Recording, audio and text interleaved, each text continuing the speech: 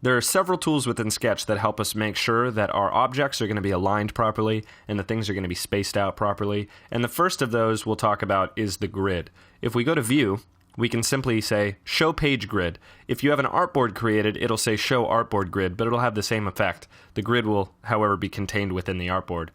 I'm going to choose Show Page Grid, and you'll see that I do have grid lines marked out automatically. These grid lines, though, might not suit exactly what you're trying to do.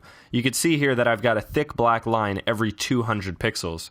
Now, me personally, I prefer to have a thick black line every 100 pixels. My brain just finds that more intuitive. So to make that sort of change, we can go back to View, we can choose Grid Settings, and then here we could choose our grid block size to be 10 instead of 20 pixels. With that, there are still going to be thick lines every 10 blocks, but that's now every 10 blocks of 10, meaning every 100 pixels. So I'll click OK, and I'll zoom in a little bit so this part's easier to see. Now I'm going to tap the letter R on my keyboard to select the rectangle tool, and I'll show you that as I drag, it's locking my rectangle to the grid, which is really handy. So if I'm looking to create blocks of 100 by 100 pixels, I don't have to think very much. I don't have to be precise. I don't even have to have a steady hand. I'm going to remove the border on this shape, and then I'm going to go back and I'm going to turn off the grid. Hide page grid. There we go. So now it's much harder to tell with the grid turned off, but this square is a perfect 100 by 100 pixel square, as verified by the inspector up here on the right.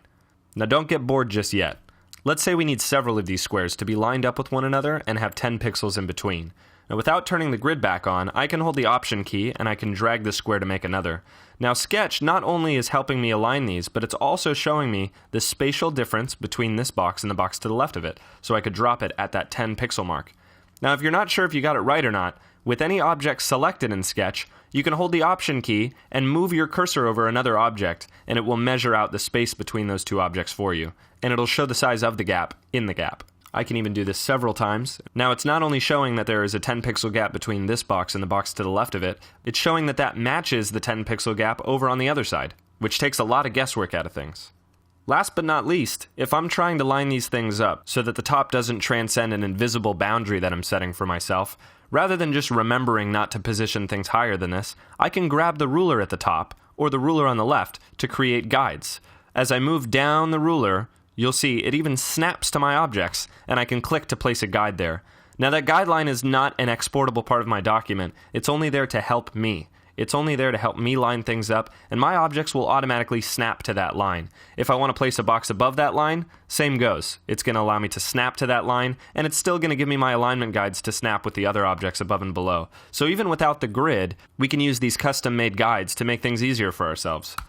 We can also grab a guide and drag it up and away to delete it, or if we've created a guide, we can do a 2-finger click on it on the ruler and choose Remove Guide. If these automatic smart guides are getting annoying for you, or if you're trying to do something and the smart guides happen to be getting in the way, you can choose View, followed by Hide Smart Guides.